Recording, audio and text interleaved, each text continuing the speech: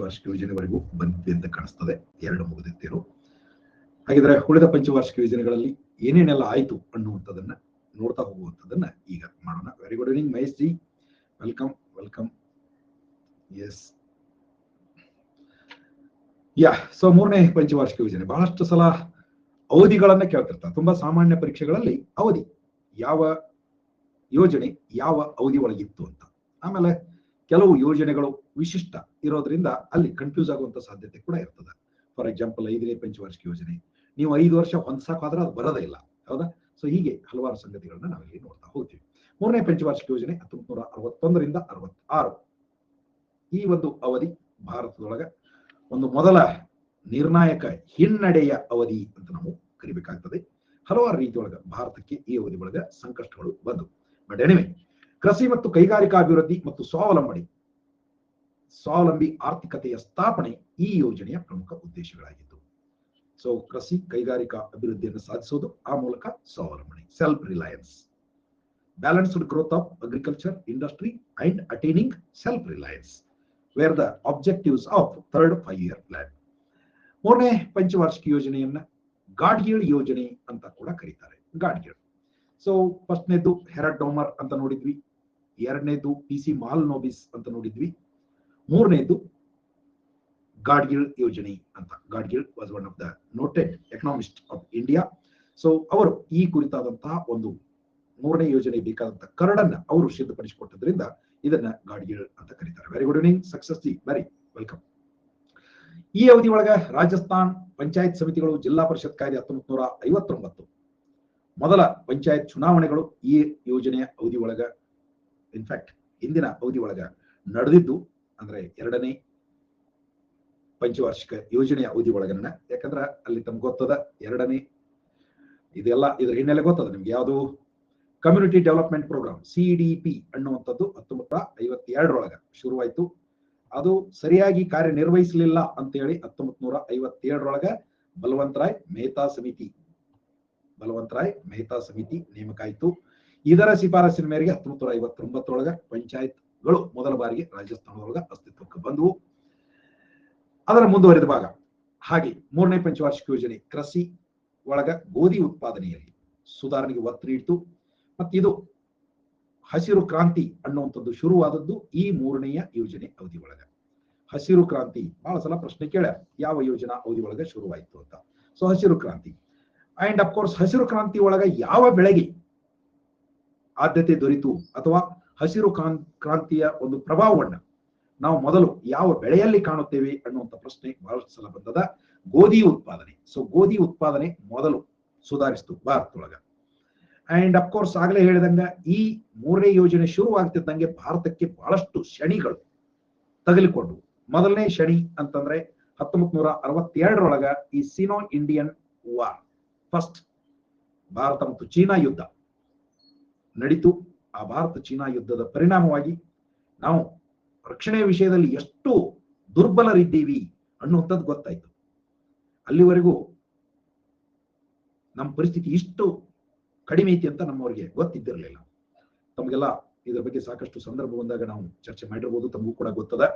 ಗಡಿ ಒಳಗ ಸೈನಿಕರು ಯುದ್ಧ ಮಾಡ್ತಿರ್ಬೇಕಾದ್ರೆ ಅವರಿಗೆ ಹಾಕಿಕೊಳ್ಳೋದಕ್ಕ ಗಟ್ಟ್ಯಾಣು ಕಾಲ್ಚೀಲ್ ಇದ್ದಿರ್ಲಿಲ್ಲ ಅನ್ನುವಂಥದ್ದನ್ನು ನಾವು ಕೇಳ್ತೀವಿ. ಹರಕು ಕಾಲ್ಚೀಲ್ಗಳನ್ನ ಹಾಕೊಂಡು ಅಂತ ಚಳಿ ಒಳಗ, ಗೊತ್ತದ ನಿಮಗೆ, ತುಂಬಾ ಟಫ್ ಟೆರೇನ್ದೊಳಗೆ ಅವರು ಯುದ್ಧ ಮಾಡ್ಬೇಕಾಗಿತ್ತು. ಹಾಕೊಳ್ಳೋದಕ್ಕೆ ಕಾಲ್ಚೀಲ್ಗಳಿಲ್ಲ, ಮೈ ಮುಚ್ಚುವಷ್ಟು ಒಳ್ಳೆಯ ಬಟ್ಟೆಗಳಿಲ್ಲ, ಹೊಟ್ಟಿಗೆ ಎಷ್ಟೋ ಸಲ ಸರಿಯಾದ ಸಮಯಕ್ಕೆ ಊಟ ಸಿಗ್ತಿರ್ಲಿಲ್ಲ, ಮದ್ದು ಗುಂಡುಗಳು ಅದರ ಕಥಿನಣ ಬೇರೆ. ಇಂಥ ತುಂಬಾ ಕೆಟ್ಟ ಪರಿಸ್ಥಿತಿಯಲ್ಲಿ ನಮ್ಮ ಭಾರತೀಯ ಸೈನಿಕರು ಚೀನಾದೊಂದಿಗೆ ಯುದ್ಧ ಮಾಡ್ಬೇಕಾಯ್ತು. ಆ ಹಿನ್ನೆಲೆ ಒಳಗ ನಮಗೆ ಸೋಲಾಯ್ತು ಅನ್ನೋದು ಒಂದು ಕಡೆ, ನಮ್ಮ ಬಹಳಷ್ಟು ವೀರ ಯೋಧರು ಸಾವನ್ನಪ್ಪಿದ್ರು ಮತ್ತೊಂದು ನೋವು. ಆದ್ರೆ ಇನ್ನು ಮುಂದೆ ಇಂಥದ್ದೆಂದು ಭಾರತಕ್ಕೆ ಬರಬಾರದು ಅನ್ನುವಂತ ಒಂದು ಪ್ರಜ್ಞೆ ಕೂಡ ಹುಟ್ಟಿತು ಅಂತ ಕಾಣಿಸ್ತದೆ. ಬಹುಶಃ ಆವಾಗಿನಿಂದ ಇವತ್ತಿನವರೆಗೂ ಭಾರತದ ಸೈನಿಕರಿಗೆ ಅಂತ ದಯನೀಯ ಪರಿಸ್ಥಿತಿ ಬಹುಶಃ ಎಲ್ಲೂ ಬಂದಿಲ್ಲ. ತುಂಬಾ ಅಂಡ್ ಅಫ್ಕೋರ್ಸ್ ಆ ನಂತರ ಚೀನಾ ಜೊತೆ ಯಾವಾಗಣ ನಮ್ಮದು ಅವ್ರದ್ದು ಒಂದು ಸ್ವಲ್ಪ ದುಸ್ಮುಸ್ ಆದ್ರೆ ಖಂಡಿತವಾಗಿ ಅವರು ಪವರ್ಫುಲ್ ಇದ್ದಾರೆ, ನಮಗೂ ಹೊಡೆತ ಕೊಡ್ತಾರೆ. ನಾವು ಅವ್ರಿಗೆ ಎಷ್ಟು ಚೆನ್ನಾಗಿ ಹೊಡೆತ ಕೊಡ್ತಾ ಬಂದಿದ್ದೀವಿ. ಇತ್ತೀಚಿನ ಸಂದರ್ಭಗಳಲ್ಲೂ ಕೂಡ ನಾವು ಅದನ್ನ ನೋಡ್ತಾ ಬಂದಿದ್ದೀವಿ. ಓಕೆ, ಸೊ ಬಟ್ ನಾವು ಒಂದ್ ಕಡೆ ಇವತ್ತಿನ ಊಟ ಹೇಗಪ್ಪ, ಬಟ್ಟೆ ಹೇಗಪ್ಪ ಅಂತ ವಿಚಾರ ಮಾಡಿ ಅದಕ್ಕೆ ಯೋಜನೆಗಳನ್ನ ರೂಪಿಸಿಕೊಳ್ಳುತ್ತಿದ್ದಂತಹ ಸಂದರ್ಭದೊಳಗ ಈ ಯುದ್ಧ ನಮ್ಮ ಮೇಲೆ ಬಂದು ಎರಗಿದ್ದು ನಿಜವಾಗಿಯೂ ಒಂದು ದುರ್ದೈವ. ಇಲ್ಲೂ ಕೂಡ ನೆಹರು ಅವರ ಒಂದು ತಪ್ಪು ನಡೆ ಇದಕ್ಕೆ ಮುಖ್ಯ ಕಾರಣ ಆಯಿತು ಅಂತ ಪ್ರಶ್ನೆ ಕೇಳಿದ್ದಾರೆ. 1962ರ ಭಾರತ ಚೀನಾ ಯುದ್ಧಕ್ಕೆ ಪ್ರಮುಖ ಕಾರಣ ಯಾವುದು ಅಂತ. ಸೊ ತಮಗೆ ಗೊತ್ತಿರಬಹುದು, 1959ರೊಳಗ ಚೀನಾ ಇದ್ದು ಟಿಬೇಟ್ ಅನ್ನ ಅಟ್ಯಾಚ್ ಮಾಡ್ಕೊಂತು. ಟಿಬೇಟ್ ಅನ್ನ ಮೊದಲಿನಿಂದಲೂ ಒಂದು ಪ್ರತ್ಯೇಕ ದೇಶ ಅಂತ ನೋಡ್ತಾ ಬರಲಾಗಿತ್ತು. ಚೀನಾ ದೊಡ್ಡ ಸಾಮ್ರಾಜ್ಯ ಮೊದಲಿನಿಂದಲೂ, ಅದ್ರ ಬಗ್ಗೆ ಎರಡು ಮಾತಿಲ್ಲ. ಚೀನಾ ಸಾಮ್ರಾಜ್ಯ ಅಂತಾನೆ ಜಗತ್ತಿನಾದ್ಯಂತ ಅದು ಪ್ರಸಿದ್ಧ. ಹೀಗೆ ಯಾವುದೋ ಒಂದು ಕಾಲದೊಳಗೆ ಟಿಬೇಟ್ ಅದರ ಭಾಗ ಇದ್ದಿರಬಹುದು. ನಾವು ಆ ಇತಿಹಾಸನ ಬಹಳ ದೀರ್ಘ ನೋಡೋ ಅವಶ್ಯಕತೆನೂ ಇಲ್ಲ. ಎಣಿವೆ ಟಿಬೇಟ್ ನನ್ನ ಭಾಗ ಅಂತ ಅದು ಹೇಳ್ಕೊತ ಬಂದಿತ್ತು. ಆ ಪ್ರಕಾರ ತನಗೆ ಶಕ್ತಿ ಬಂದಾಗ ಟಿಬೇಟ್ ಅನ್ನ ತನ್ನ ವಶಕ್ಕೆ ಪಡೆದುಕೊಂಡಿತ್ತು. ಆ ಟೈಮ್ದೊಳಗೆ ಅಲ್ಲಿರುವಂತ ಟಿಬೇಟಿಯನ್ನರು ಅದರ ವಿರುದ್ಧ ಪ್ರತಿಭಟನೆ ಮಾಡಿದ್ರು. ಇದು ಸಹಜ ಇರುವಂತದ್ದನೆ.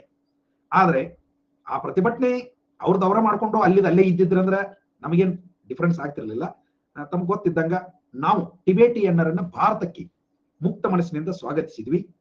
ಬರೀ ಟಿಬೇಟಿಯನ್ನರನ್ನಲ್ಲ, ಟಿಬೇಟಿಯನ್ ಸರ್ಕಾರ, ಟಿಬೇಟಿಯನ್ ಗವರ್ಮೆಂಟ್ ಇನ್ ಎಕ್ಸೈಲ್ ಅಂತ ಈಗಲೂ ಕೂಡ ಐತಿ. ತಮ್ಗೆ ಗೊತ್ತಿರಬಹುದು, ಧರ್ಮಶಾಲಾ ಹಿಮಾಚಲ ಪ್ರದೇಶದ ಧರ್ಮಶಾಲಾದೊಳಗ ಈ ಒಂದು ಟಿಬೇಟನ್ ಗವರ್ಮೆಂಟ್ ಇನ್ ಎಕ್ಸೈಲ್ ಅನ್ನುವಂಥದ್ದು ಅದ. ಸೊ ಹೀಗಾಗಿ ನಾವು ಅವರ ಸರ್ಕಾರನ ಸ್ವಾಗತ ಮಾಡಿದ್ವಿ. ಅವರ ಧರ್ಮಗುರು ದಲೈ ಲಾಮಾ ಅವರನ್ನ ಸ್ವಾಗತ ಮಾಡಿದ್ವಿ. ಇದು ಸಹಜವಾಗಿ ಚೀನಾಕ್ಕೆ ಸಿಟ್ಟು ಬಂತು. ಭಾರತ ನನ್ನ ವಿಚಾರಗಳಿಗೆ ವಿರುದ್ಧವಾಗಿ ನಡೆದುಕೊಳ್ತಾ ಇದೆ ಅನ್ನೋ ಕಾರಣಕ್ಕೆ ಅದೇ ಕಾರಣವನ್ನು ಇಟ್ಕೊಂಡು ಮತ್ತೆ ಈಗಲೂ ಕೂಡ ಚೀನಾಕ್ಕೆ ಭಾರತದ ಮೇಲೆ ಸಿಟ್ಟಿರುವುದಕ್ಕೆ ಪ್ರಮುಖ ಕಾರಣ ಅದು. ಹೌದಾ? ಸೊ ಒಟ್ಟಿನೊಳಗ ಹಂಗಂತಂದು ಚೀನಾ ಸರಿ ಅಂತ ನಾನು ಹೇಳ್ತಾ ಇಲ್ಲ, ಬಟ್ ನಮ್ಮದು ಡಿಪ್ಲೊಮಸಿ ಅಷ್ಟು ಸರಿಯಾಗಿ ಇದ್ದಿರ್ಲಿಲ್ಲ. ಅವ್ರೇನ್ ಮಾಡ್ತಾರ ಅಂತ ನೆಹರು ತಿಳ್ಕೊಂಡಿದ್ರು, ಬಟ್ ಹಂಗಿದ್ದಿರ್ಲಿಲ್ಲ. ಎಣಿವೆ ಸೊ ನಮಗೆ ದೊಡ್ಡ ಹಾನಿ ಆಯ್ತು ಅನ್ನುವಂಥದ್ದು. ಇನ್ನ ಅದಾದ ಕೂಡಲೇ ಅಂದ್ರೆ 1965-66 ಈ ಅವಧಿ ಒಳಗ ಪಾಕಿಸ್ತಾನದ ಜೊತೆ ಮತ್ತೊಂದು ಯುದ್ಧ ನಡೀತು.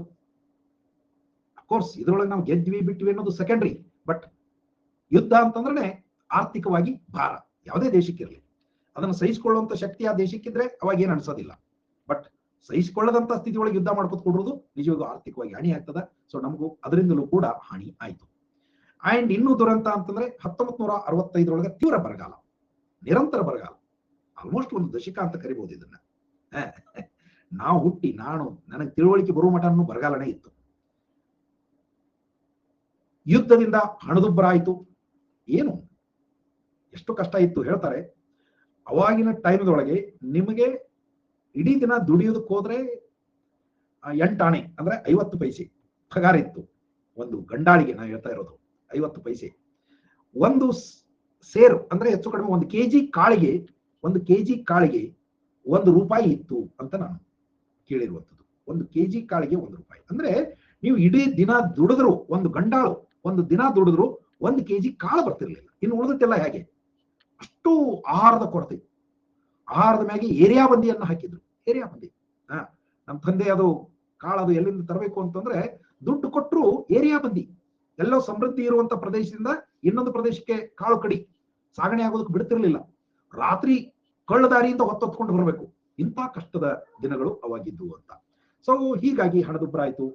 ಅಣೆಕಟ್ಟುಗಳ ನಿರ್ಮಾಣ ಎಣಿವೆ ಕಷ್ಟದೊಳಗೂ ಮುಂದುವರಿತು. ಅನೇಕ ಸಿಮೆಂಟ್ ಮತ್ತು ರಸಗೊಬ್ಬರ ಘಟಕಗಳನ್ನು ಕೂಡ ನಿರ್ಮಿಸಲಾಯಿತು ಈ ಅವಧಿ ಒಳಗೆ. ಪಂಜಾಬ್ ಖುಷಿ ಕೊಡುವಂಥದ್ದು ಹೇರಳವಾಗಿ ಗೋಧಿಯನ್ನು ಉತ್ಪಾದಿಸುವುದಕ್ಕೆ ಪ್ರಾರಂಭ ಮಾಡಿತು. ಗ್ರಾಮೀಣ ಪ್ರದೇಶದಲ್ಲಿ ಅನೇಕ ಪ್ರಾಥಮಿಕ ಶಾಲೆಗಳನ್ನು ದೊಡ್ಡ ಪ್ರಮಾಣದೊಳಗೆ ಶುರು ಮಾಡಲಾಯಿತು. ಪ್ರಜಾಪ್ರಭುತ್ವವನ್ನು ತಳಮಟ್ಟದಲ್ಲಿ ತರುವಂತಹ ಪ್ರಯತ್ನದೊಳಗೆ ಪಂಚಾಯತ್ ರಾಜ್ ಚುನಾವಣೆಗಳು ದೇಶದ ಹಲವಾರು ರಾಜ್ಯಗಳಲ್ಲಿ ಬಂತು. ದಲೈ ಲಾಮಾ ಏನಾಯ್ತು, Vijayalakshmi. Dalai Lama is the religious leader of Tibetan Buddhist. ಈಗಿರೋರು 14ನೇ ದಲೈ ಲಾಮಾ ಅಂತ ನಾವು ಕರಿತೀವಿ ಅವರನ್ನ. 14ನೇ ದಲೈ ಲಾಮಾ ಅಂತ ಹೇಳ್ತೀವಿ. ಸೊ ದಲೈ ಲಾಮಾ ಅನ್ನೋದು ಹೆಸರಲ್ಲ, ಅದು ಹುದ್ದೆ. ಅದು ಗೊತ್ತಿರ್ಬೇಕು ನಮಗೆ, ಹುದ್ದೆ. ಅವ್ರ ಹೆಸರು ಒರಿಜಿನಲ್ ಏನೋ ಇರ್ತದೆ, ಅವ್ರನ್ನ ದಲೈ ಲಾಮಾ ಅಂತ ಕರೆದಾಗ. ನಮ್ಮ ನರೇಂದ್ರ ಮೋದಿ ಅಂತ ಕರೆಯೋ ಬದಲಿಗೆ ಅವ್ರನ್ನ ಪ್ರಧಾನಮಂತ್ರಿ ಅಂತ ಕರೆದ್ರೆ ಏನಾಗ್ಬಿಡ್ತೈತಿ, ಅವ್ರ ಹೆಸರ ಮರ್ತು ಹೋಗ್ಬಿಡ್ತೈತಿ. ಪ್ರಧಾನಮಂತ್ರಿನ ಅವ್ರ ಹೆಸರು ಏನೋ ಅಂತ ನಮಗ ಗೊತ್ತಿರ್ಲಾರ್ದವ್ರಿಗೆ ಅನ್ಸಕ್ಕೆ. ಸೊ ರಾಜ್ಯಗಳಿಗೆ ಹೆಚ್ಚಿನ ಅಭಿವೃದ್ಧಿ ಜವಾಬ್ದಾರಿಯನ್ನ ನೀಡಲಾಯಿತು ಈ ಅವಧಿ ಒಳಗ. ಅಂಡ್ ಅಫ್ಕೋರ್ಸ್ ಈ ಎಲ್ಲ ಒತ್ತಡಗಳಿಂದಾಗಿ ಭಾರತ IMF ನಿಂದ ಮೊದಲ ಬಾರಿಗೆ ಸಾಲವನ್ನು ಪಡೆಯುವಂತದ್ದು ಬಂತು. ಅಲ್ಲಿವರೆಗೂ ನಮ್ಮ balance of payment condition it was good. Balance of payment condition was good till then. But first time we had to borrow from IMF ನಿಂದ ಬಾರೋ ಮಾಡ್ಕೊಳ್ಳೋದು ಅಂದ್ರೆ ಗೊತ್ತದೆ ನಿಮಗೆ. ಬ್ಯಾಲೆನ್ಸ್ ಆಫ್ ಪೇಮೆಂಟ್ ನಲ್ಲಿನ ಕೊರತೆಯನ್ನ ತುಂಬಿಸಿಕೊಳ್ಳೋ ಸಲುವಾಗಿ. ಇದನ್ನ ಬಿಟ್ಟು ಬೇರೆದಕ್ಕೆ ಸಾಲ ಕೊಡೋದಿಲ್ಲ ಅದು. 1966ರಲ್ಲಿ ಸ್ವಾತಂತ್ರ್ಯ ನಂತರ ಮೊದಲ ಬಾರಿಗೆ ರೂಪಾಯಿಯನ್ನ ಅಪಮೌಲ್ಯ ಮಾಡಲಾಯಿತು. ರೂಪಾಯಿಯ ಅಪಮೌಲ್ಯ ಮಾಡಲಾಯಿತು. ಅಂಡ್ ಅಫ್ಕೋರ್ಸ್ ಈ ಯೋಜನೆ ಒಳಗ ಇದು ಎಲ್ಲಿದು ಬೈ ಜಾನ್ ಸಂಡಿ ಅಂಡ್ ಸುಖಮಯಿ ಚಕ್ರವರ್ತಿ ನಮ್ಮ ಗಾಡ್ಗಿಲ್ ಯೋಜನೆಯ ಜೊತೆಗೆ ಗಾಡ್ಗಿಲ್ ಸೂತ್ರ, ಗಾಡ್ಗಿಲ್ ಫಾರ್ಮುಲಾ ಅಂತ ಬರ್ತದೆ, ಅದರ ಜೊತೆಗೆ ಜಾನ್ ಸ್ಯಾಂಡಿ ಅಂಡ್ ಸುಖಮಯಿ ಚಕ್ರವರ್ತಿ ಅನ್ನುವಂತ ಆರ್ಥಿಕ ತಜ್ಞರ ವಿಚಾರಗಳನ್ನು ಕೂಡ ಇದು ಒಳಗೊಂಡಿತ್ತು ಅಂತ ನೋಡ್ತೀವಿ. ಅಂಡ್ ಅಫ್ಕೋರ್ಸ್ ಈ ಅವಧಿ ಒಳಗಾದಂತ ಮತ್ತೊಂದಿಷ್ಟು ಸಮಸ್ಯೆಗಳು ಅಂತಂದ್ರೆ 1964ರಲ್ಲಿ ನೆಹರು ತೀರ್ಕೊಂಡ್ರು, 1966ರಲ್ಲಿ ಶಾಸ್ತ್ರಿ ತೀರ್ಕೊಂಡ್ರು. ಸೊ ಒಂದೇ ಪಂಚವಾರ್ಷಿಕ ಯೋಜನೆ ಅಡಿ ಒಳಗ ನೋಡ್ರಿ ಇಬ್ಬರು ರಾಷ್ಟ್ರೀಯ ನಾಯಕರು ಮತ್ತು ಅವ್ರು ಬಹಳ ಧೀಮಂತರಿದ್ರು, ಅವರು ತೀರ್ಕೊಂಡದ್ದು ಒಂದು ಹೊಡೆತ. 2 ಯುದ್ಧಗಳು 62 ಮತ್ತು 65 2 ಯುದ್ಧಗಳು, ನಿರಂತರ ಬರಗಾಲ ಇವು ಮುಖ್ಯ ಭಾರತದ ಆರ್ಥಿಕ ಬೆಳವಣಿಗೆಯ ದರಕ್ಕೆ ದೊಡ್ಡ ಹೊಡೆತ ಕೊಟ್ಟರು. ಹೀಗಾಗಿ ಉದ್ದೇಶದ ಬೆಳವಣಿಗೆ ದರ 5.6 ಇತ್ತು, ಆದರೆ ನಿಜವಾಗಿಯೂ ಸಾಧಿಸಿದ್ದು 2.8. So this was a great set back for Indian economic planning. ಹೀಗಾಗಿ ತಕ್ಷಣಕ್ಕೆ ಮತ್ತೆ ಮುಂದಿನ ಪಂಚವಾರ್ಷಿಕ ಯೋಜನೆ ಕೈಗೊಳ್ಳುವಂತ ಸ್ಥಿತಿ ಒಳಗೆ ಸರ್ಕಾರ ಇದ್ದಿರಲಿಲ್ಲ. ಸರ್ಕಾರಕ್ಕೂ ಕೂಡ ಏನಿದು ಸರಿನೋ ತಪ್ಪೋ ಅಂತ ವಿಚಾರ ಮಾಡೋದಕ್ಕೂ ಸಮಯ ಬೇಕಾಗಿತ್ತು. ಸೊ ಆ ಹಿನ್ನೆಲೆ ಒಳಗ ಗೊತ್ತದ ನಿಮಗೆ 66 ಜನವರಿ 24 ನಮ್ಮ ಹೊಸ ಪ್ರಧಾನಿ ಬಂದ್ರು, ಇಂದಿರಾ ಗಾಂಧಿ ಅವರು. ಸೊ ಅವರು ಸ್ವಲ್ಪ ತಾಳ್ಮೆ ತಗೊಂಡಿದ್ದನ್ನು ನೋಡೋಣ, ಸದ್ಯಕ್ಕೆ ಪಂಚವಾರ್ಷಿಕ ಯೋಜನೆ ಬೇಡ ಅಂತ ಹೇಳಿ ಯೋಜನೆಗಳ ರಜಾವಧಿ plan holiday, first plan holiday so 66ರಿಂದ 69 ಇವುಗಳನ್ನ 3 ವಾರ್ಷಿಕ ಯೋಜನೆಗಳಾಗಿ ರೂಪಿಸಲಾಯಿತು. ಅಂಡ್ ಅಫ್ಕೋರ್ಸ್ ಈ ಅವಧಿ ಒಳಗೂ ಕೂಡ ಕೃಷಿ ಮತ್ತು ಸಂಬಂಧಿತ ಚಟುವಟಿಕೆಗಳಿಗೆ ಸಮಾನ ಆದ್ಯತೆ ನೀಡಲಾಯಿತು. ಕೃಷಿ ಚಟುವಟಿಕೆಗಳಿಗಾಗಿ ಸಾಕಷ್ಟು ಕೆರೆ ಕಟ್ಟುವಂಥದ್ದು ನನಗೆ ನೆನಪಿದೆ. ಈ ಅವಧಿ ಒಳಗ ಜನರ ಕೃಷಿಗೆ ನೀರಾವರಿ ತುಂಬಾ ಅಗತ್ಯ. ಹೊಸ ಬೆಳೆಗಳ ಸುಧಾರಿತ ಬೀಜಗಳು ಅವುಗಳನ್ನ ಬೆಳಿಬೇಕಾದ್ರೆ ನೀರು ಬೇಕು ಅನ್ನುವಂಥ ತಿಳುವಳಿಕೆಯಿಂದಾಗಿ ಎಲ್ಲೆಲ್ಲಿ ಸಾಧ್ಯದ ಅಲ್ಲೆಲ್ಲ ನೀರಾವರಿ ಕಾರ್ಯಕ್ರಮಗಳನ್ನು ಕೈಗೊಳ್ಳಲಾಯಿತು. ನಾನು ಹುಟ್ಟುವಾಗ ನಮ್ಮೂರಿನ ಕೆರೆ ಕಟ್ಟಿದ್ರಂತೆ. ನಾನು ಹುಟ್ಟಿದ ವರ್ಷ ಅಂದ್ರೆ ನಾನು ಹುಟ್ಟೋಕ್ಕಿಂತ ಮೊದಲೇನೆ ಕೆರೆ ಕಟ್ಟುವ ಕೆಲಸ ಶುರುವಾಗಿತ್ತು. ಸೊ ಹೇಳ್ತಿದ್ರು ನಮ್ಮ ತಾಯಿ, ನಾನು ಹುಟ್ಟೋಕ್ಕಿಂತ ಮುಂಚೆ ಅವರು ಆ ಕೆರೆ ಕಟ್ಟುವ ಕೆಲಸಕ್ಕೆ ದುಡಿಯೋದಕ್ಕೆ ಹೋಗ್ತಿದ್ರು. ಅಂತ ಬರಗಾಲ. ನಾನು ಹುಟ್ಟೋದು ಇನ್ನು ಕೇವಲ 10 ದಿನ ಇರುವಾಗ ನನ್ನ ತಾಯಿ ದುಡಿಯೋದನ್ನ ಬಿಟ್ರು ಅಂತ ಹೇಳ್ತಿದ್ರು. ಹೌದಾ, 10 ದಿನ. ಅದು ಅದರ ಕಾಂಟ್ರಾಕ್ಟರ್ ತಾಯಿ, ನಿನ್ ನೋಡಕ್ ಆಗೋದಿಲ್ಲಮ್ಮ ನನಗೆ, ಹೋಗು ನಿನಗಾದ್ರೆ ನಾನು ಹೇಗಾದ್ರೂ ಮಾಡಿ ನಿನಗೊಂದು ಆಳಿನ ಪಗಾರ ಕೊಡಿಸ್ತೀನಿ. ನಾನು ಹೇಳಿದ್ನಲ್ಲ, ಪಗಾರ ತುಂಬಾ ಕಡಿಮೆ. ಹೆಣ್ಣಾಳಿಗೆ 30 ಪೈಸೆ ಏನಿತ್ತು, ಗಂಡಾಳಿಗೆ 50 ಪೈಸೆ ಅಂತದ್ದು. 1966ರೊಳಗ ಈ ಒಂದು ಹೈ ಈಲ್ಡಿಂಗ್ ವೆರೈಟೀಸ್ ಬೀಜಗಳನ್ನ ಬಳಸಿಕೊಂಡು ಆಹಾರ ಧಾನ್ಯ ಉತ್ಪಾದನೆಯನ್ನ ಹೆಚ್ಚಿಸುವ ಉದ್ದೇಶದಿಂದ ಪ್ರಾರಂಭಿಸಲಾಯಿತು. ಸೊ ಇದು ಆ ಅವಧಿ ಒಳಗೆ ಮಾಡಿದಂತಹ ಒಂದು ಮಹತ್ತರ ಬದಲಾವಣೆ ಬೆಳವಣಿಗೆ ಅಂತ ನಾವು ನೋಡಬೇಕಾಗ್ತದೆ. ಭಾರತದಲ್ಲಿ ಹಸಿರು ಕ್ರಾಂತಿ ಆಗಲೇ ನೆಹರು ಅವರಿದ್ದಾಗಲೇ ಶಾಸ್ತ್ರಿ ಅವರಿದ್ದಾಗಲೇ ಇದಕ್ಕೆ ಚಾಲನೆ ನೀಡಲಾಗಿತ್ತು. ಯಾಕಂದ್ರೆ ಶಾಸ್ತ್ರಿ ಅವರ ಕ್ಯಾಬಿನೆಟ್ದೊಳಗೆ ಚಂದ್ರಶೇಖರ್ ಸುಬ್ರಹ್ಮಣ್ಯಂ ಅವರು ಕೃಷಿ ಸಚಿವರಾಗಿದ್ರು. ಸೊ ಅವರು ಮಾಡಿದ್ದನ್ನ ಇವರು ಮುಂದುವರಿಸಿದ್ರು. MS Swaminathan, A great agriculture scientist, thank god he is with us till date. So ಇವರ ಒಂದು ದೂರದೃಷ್ಟಿ ಭಾರತದ ಜನರಿಗೆ ಸ್ವಲ್ಪ ಹೊಟ್ಟೆ ತುಂಬ ಆಹಾರ ಸಿಗೋದಕ್ಕೆ ಇವರು ಕಾರಣಕರ್ತರಾದರು. 4ನೇ ಪಂಚವಾರ್ಷಿಕ ಯೋಜನೆ ಹಾಗೂ ಹೀಗೂ ಮಾಡಿ 3 ವರ್ಷ ಮುಗಿಸಿದ್ರು.